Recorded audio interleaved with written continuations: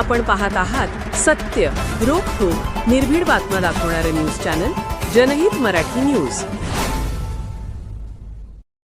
सर्वांना नमस्कार। मी राकेश गिड्डे, तहसीलदार केज।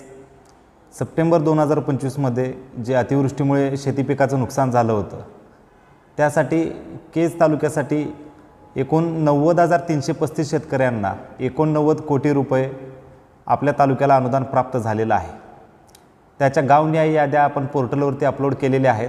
तसेच ज्या याद्या अपलोड केलेल्या आहेत त्याची एक कॉपी संबंधित ग्रामपंचायत व गावातील ग्रुप्सवरती आम्ही शेअर केलेली आहे।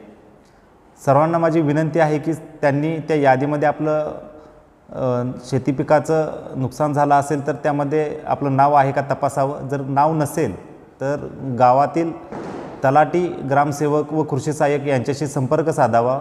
त्यांच्याकडे बँक डिटेल्स, संबंधित शेतजमिनीचे 7/12 व आधार क्रमांक याची त्यांना माहिती द्यावी व त्यांना अपलोड करण्यासाठी सांगावे।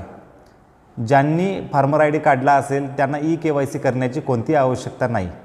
तथापि ज्यांनी फार्मर आय डी काढला नसेल त्यांना मात्र लगतच्या CSC केंद्रावरती जाऊन KYC करून घेणं बंधनकारक आहे।